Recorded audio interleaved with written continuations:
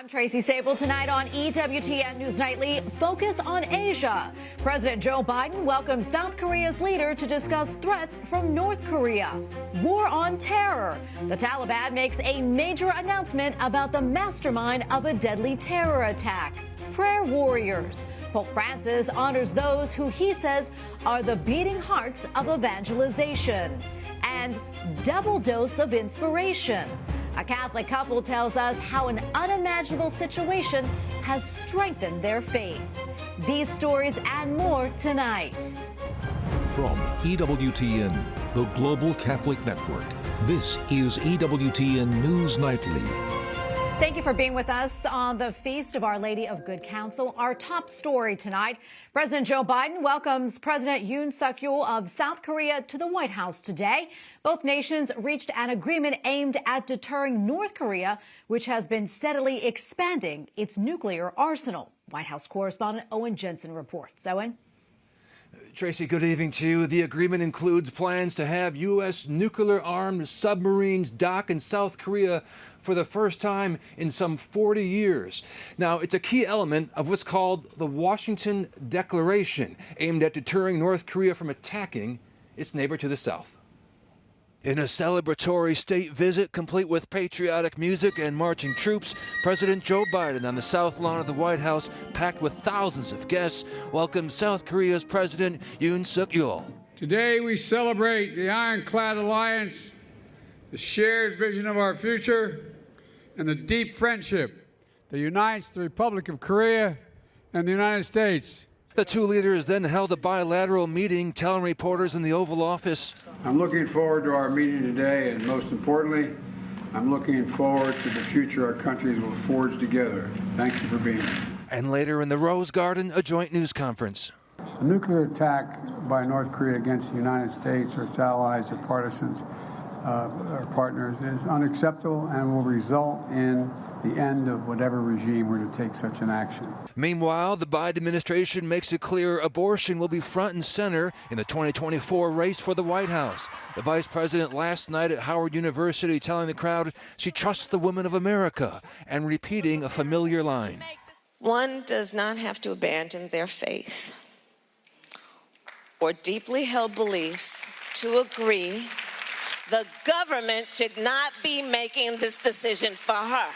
Meanwhile, former Vice President and pro-life advocate Mike Pence spoke at the Federalist Society on Tuesday, warning about the history of abortion pills. Literally, the FDA used emergency provisions that were enacted to facilitate addressing the HIV crisis 25 years ago to approve mifepristone. And back to the Rose Garden press conference, I questioned the president about the U.S. debt limit debate. Republicans say you're refusing to negotiate on the debt limit. They're saying you're missing in action. They haven't figured out the debt limit yet. President Biden told another reporter he's happy to meet with Speaker McCarthy, but the debt limit extension is not negotiable. And he talked about other past U.S. presidents, saying it would be an absolute crime not to extend the debt limit. At the White House, Owen Jensen, EWTN News Nightly. We go now to Amber Athey, Washington editor of The Spectator and author of the Snowflakes Revolt, How Woke Millennials Hijacked American Media. Amber, great to see you again. A lot to unpack here today. But first, President Joe Biden made it official yesterday, announcing his re-election bid. I want to get your thoughts on that. And also, what did you think about the video he released? It seems like Joe Biden is going back to the old standby of trying to bait Trump into this discussion about bigotry and race in America. That was how he, of course, launched his 2020 campaign by accusing the former president of not denouncing neo-Nazis in Charlottesville. And this is, of course, a departure from what was supposed to be a unifying campaign from Joe Biden, but unfortunately not a surprise given the rhetoric that we've heard from him about his political opponents throughout his administration thus far. But it does seem like at the same time, the Democrats don't really have any alternatives. Joe Biden is still the de facto leader of the party. And as much as the media has tried to prop up people like Pete Buttigieg and Kamala Harris as potential replacement candidates, the polling is clear that despite how low Biden's approval rating is, he's still the best chance that they have. Well, and as you know, there have been some other Democrats that have thrown their hats into the ring recently, including Robert F. Kennedy Jr., Bobby Kennedy's son, and, of course, the nephew of the late President John F. Kennedy. And since he announced last week, his poll numbers were in the double digits. I think about 14% of Biden supporters say that they would actually back Kennedy. That's according to a USA Today Suffolk University poll. So what do you make of that, and what do you think that signals? That's certainly the danger of having the leader of the party being so unpopular among Americans and having basically reluctant Biden voters. A lot of people who voted for Joe Biden did so because they wanted a return to normalcy. And instead, they've seen his administration bring even more chaos into their lives, particularly when it comes to economic issues. A new NBC poll, for example, found that they had historic high levels of people saying that they did not view the economy as getting better over the next couple of years. And that's a concerning thing for an incumbent president. Not to mention the fact that that Joe Biden and the Democrats have talked about not having debates in the primary. So they're trying to freeze out these alternative candidates, which doesn't look good to people who would prefer maybe an option when it comes to who gets to run against the eventual Republican nominee. I want to pivot here. I want to talk about the GOP. There has been a lot of talk about how Republicans should approach abortion heading into the 2024 campaign season. Amber, what role do you see abortion playing in the elections, and how would you like to see it handled by Republicans? It's obviously an issue that Democrats are going to bring up pretty repeatedly because they view that as sort of their golden goose. They believe it's why they won comparatively in the 2022 midterm elections.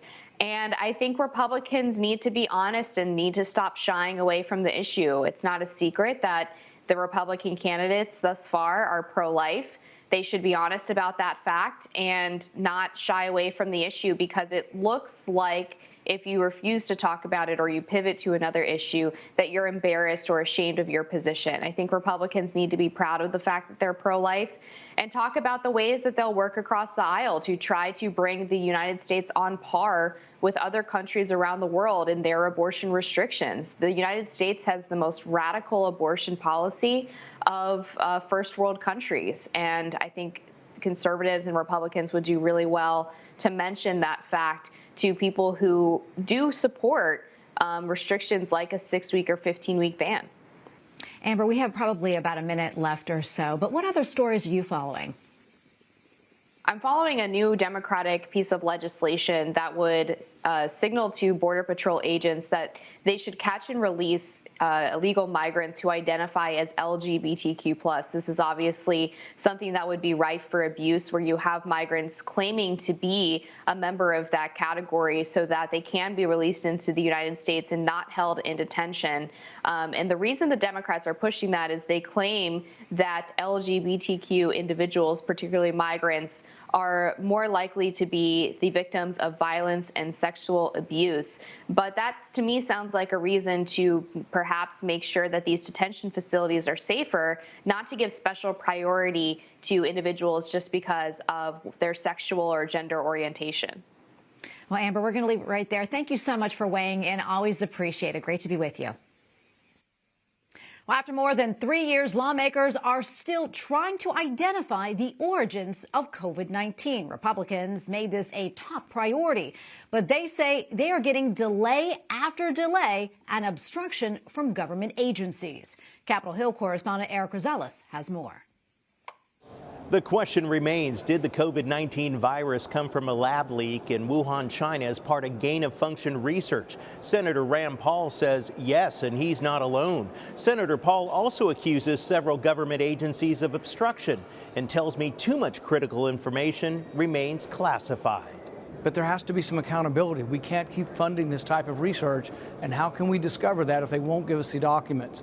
I have 30 letters to 8 different agencies, and most of what I want is unclassified, and they won't give it to me. Despite the House and Senate voting unanimously to get the information, he suspects that there is a self-interest in keeping the research private. Senator Roger Marshall, a medical doctor, agrees. He says China even developed a vaccine more than a month before the world knew COVID existed. The senator blames China, but also the United States. The United States was funding this type of research through EcoHealth for decades. They need to be held accountable as well. The NIH themselves described this as viral gain-of-function research that we were funding with American dollars. Senator Paul and others accused Dr. Fauci of going around a special NIH committee to fund the program. This committee was supposed to screen out whether or not dangerous research was happening. Dr. Fauci allowed them to be exempt from the screening. So from the very beginning, he was involved. He knew he was involved. He knew he was culpable. And I think there's been a cover-up from day one. He funded the Wuhan lab. Okay, he knew very well, and once he knew that was going to come back to him, he went to work to discredit anybody who talked about the lab leak theory. But others are skeptical the real truth will ever come out. Transparency with COVID is going to look like it's going to be like the Kennedy assassination. You know, it's going to be years and years and years where they try to hide things because there was a lot of things we wanted out in the open early as Republicans, and they just kept pushing back, pushing back, pushing back. It's all about control. Even Dr. Fauci recently admitted that wearing a mask was not as effective as previously thought. At the Capitol, Eric Rosales, EWTN News Nightly. While the United States and the Philippines held joint military exercises near the South China Sea amid looming tensions with Beijing.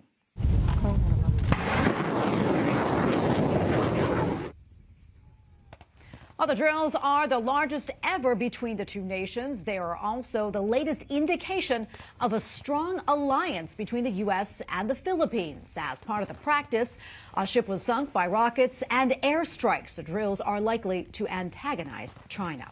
Well, the Taliban reports that they killed the terrorists behind the deadly Kabul airport bombing in Afghanistan.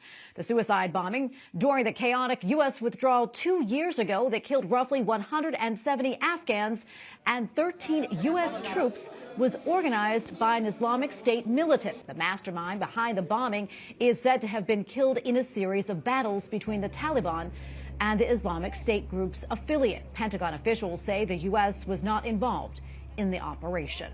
Our residents in Sudan say violence has eased during Sudan's latest ceasefire. Those remaining in the capital and neighboring cities report sporadic clashes between the rival military forces, but overall the intensity of the fighting has lessened within 48 hours. Families have used this time to restock on food supplies at local grocery stores. At least 450 people, including 2 Americans, have been killed since the fighting began. Well, 11 people are dead, including 1 child, after a boat carrying migrants capsized off the coast of Libya. The boat carrying nearly 80 migrants from Syria, Tunisia, Egypt, and Pakistan was headed for the Italian coast when it overturned Tuesday morning. 67 survivors were rescued by the Libyan Coast Guard. All were said to be in good health. We have a lot more still to come here on EWTN News Nightly, including a new vote.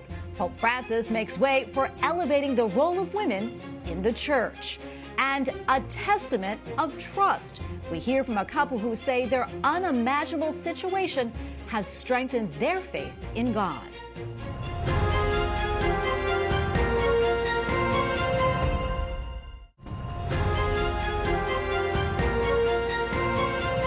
Pope Francis says lay people, including women, will have the right to vote during the upcoming gathering of bishops. The unprecedented change is part of the Holy Father's stated goal to give women a larger voice in the church. The Synod of Bishops is set to take place in October. And for more on this story and other news, be sure to visit CatholicNewsAgency.com. Pope Francis has also released his message for this Sunday's World Day of Prayer for Vocations. In his message, the Holy Father underlined how this day is a precious opportunity for recalling with wonder that the Lord's call is a grace and a complete gift. EWTN Vatican journalist Benjamin Crockett has more. The Vatican released the Holy Father's message for the 60th anniversary of the World Day of Prayer for Vocations. This year's theme is Vocation, Grace and mission. World Day of Prayer will be observed on April 30th, Good Shepherd Sunday. Speakers at the conference included Cardinal Lazarus Yuhung-sik, prefect of the dicastery for the clergy, and Reverend Eamon McLaughlin, official of the same dicastery. Cardinal Lazarus Yuhung-sik underlined how from the words Pope Francis has chosen for this message, we can discover the very heart of the good news of the gospel. Each one of us has a place in the heart of God. No one is excluded.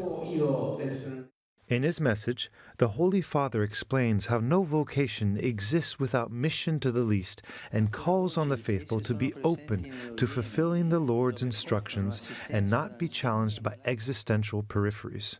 And so the message is really and truly about prayer for vocations. And I think in the various, the various talks that were given here today, it's important not to forget that the message is that of prayer in particular for all sorts of vocations. The Lord created each and every one of us and has a specific plan for each and every one of us. And that prayer that we come to realize that plan, to realize the Lord's love for us in our life. The common mission of all of us Christians, Pope Francis continues, is to witness with joy in every situation, with attitudes and words, what we experience by being with Jesus and in his community, which is the Church. The Holy Father also touches on the importance of being merciful and creating a lifestyle which is welcoming and compassionate. The message really from the dicastery is to invest all our resources possible for the pastoral care vocation, promoting vocations, encouraging vocations, and in particular that's a synodal, very much a synodal approach, that it's an approach of the entire community, not solely, obviously, of priests, but of everybody, beginning with the family. In his message, Pope Francis also refers to the upcoming World Youth Day in Lisbon in August. Following Mary's example, the Holy Father hopes people attending the event in Portugal will be ready to encounter a profound experience with Jesus. In Rome, Benjamin Crockett, EWTN News Nightly. Pope Francis also says monks and religious sisters are, quote, the beating heart of evangelization. In realtà I monaci sono il cuore pulsante dell'annuncio.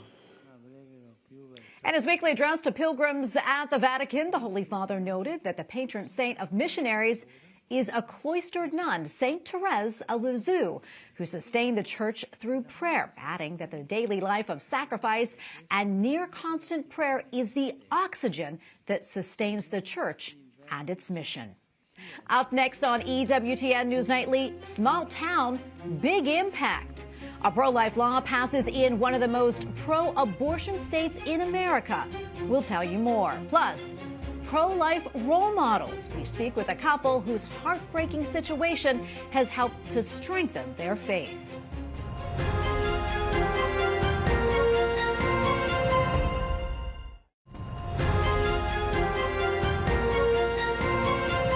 A small town in New Mexico is banning distribution of abortion medication and supplies by mail. The town of Edgewood approved the ordinance in a 4-to-1 vote of the town commission. New Mexico is considered one of the most pro-abortion states in the country. A couple in Michigan are expecting a special set of twins. Their babies are conjoined from the chest to the abdomen and share vital organs like a heart and liver, making their diagnosis life-limiting. Nicole and Austin LeBlanc say sadly, instead of a baby shower, they will likely be planning a funeral for their conjoined twin girls. But the Catholic couple say that they have resisted calls to have an abortion and add that their twins are giving them hope and inspiration. And joining us now are the expectant parents, Nicole and Austin LeBlanc. Thank you both so much for being here and sharing your story with us. We're praying for you all and your baby girls. Nicole, I want to start with you first. If you don't mind, tell us about that moment when you first found out that you were pregnant. You know, what was going through your mind and how you were feeling at the time.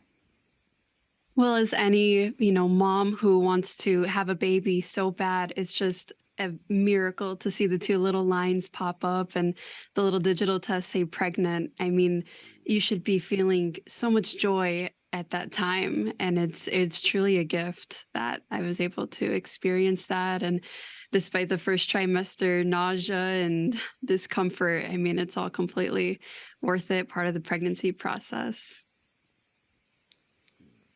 Yeah, and pregnancy, as we know, is a joyous time, but it can also have some challenges. That said, your pregnancy, though, it took a turn that I'm sure you really didn't see coming. Talk to us about when you got the news that the babies, weren't just twins, but they were conjoined.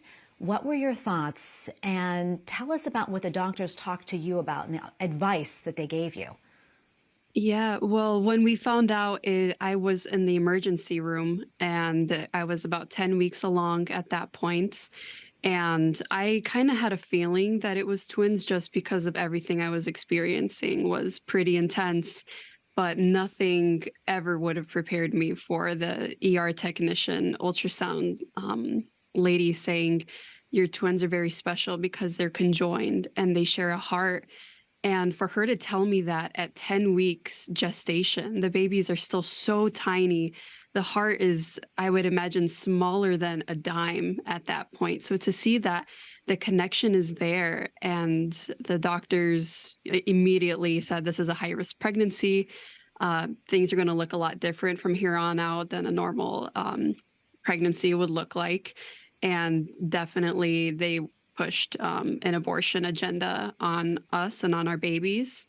And that is something that we were not okay with, and something that we're totally, completely against. Because even though I couldn't feel them moving at 10 weeks, I could see them clearly jumping together, synchronizing off the side of my womb, jumping together. So it's a human life. There's nothing else, and made with so much love. And it's a part of my heart and Austin's and our DNA together. I mean, it's incredible. So, I mean, I feel so much love for our babies. Yeah, beautiful little angels you have there. Yeah. I know. Austin, I want to bring you into this conversation. Talk to us about how your faith has helped you and Nicole during this time.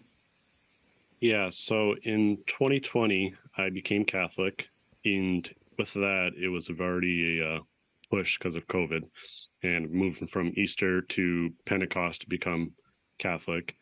So if my faith hasn't been tested, it's been tested already before this. And moving into this, it's kind of more of we kind of get together every night. We pray the rosary. That's one of the biggest things, is getting together, praying the rosary, and just knowing that God has a plan for everything.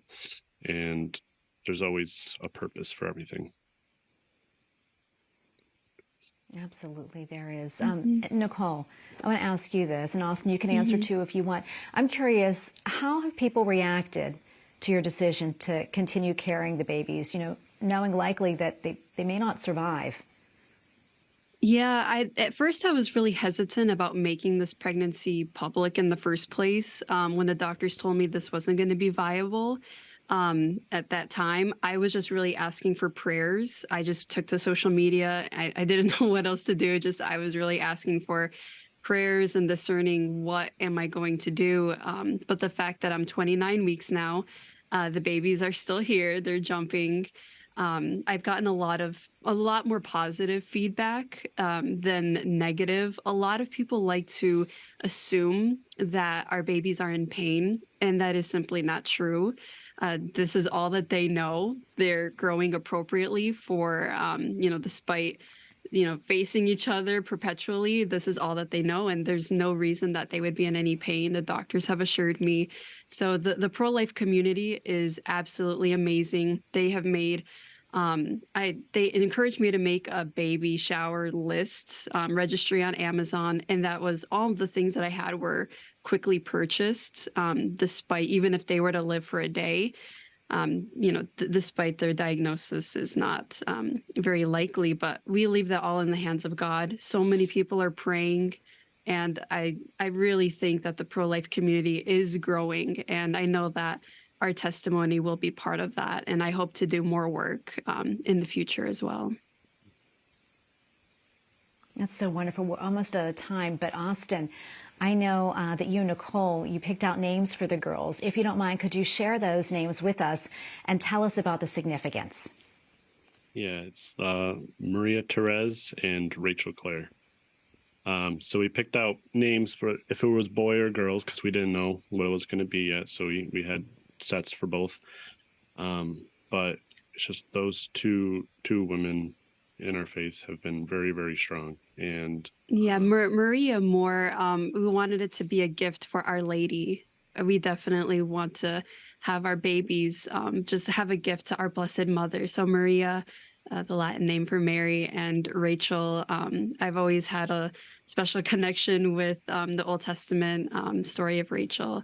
So Maria Therese and Rachel Claire. Well, God bless you both, and God bless your beautiful little baby girls. Thank you for sharing your story with us, and please be assured of our prayers for all four of you. Thank you again. Thank you. Thank you. And thank you for watching tonight. Remember, you can follow us on social media, Facebook, Twitter, and Instagram at EWTN News Nightly. I'm Tracy Sable. Good night, and God bless.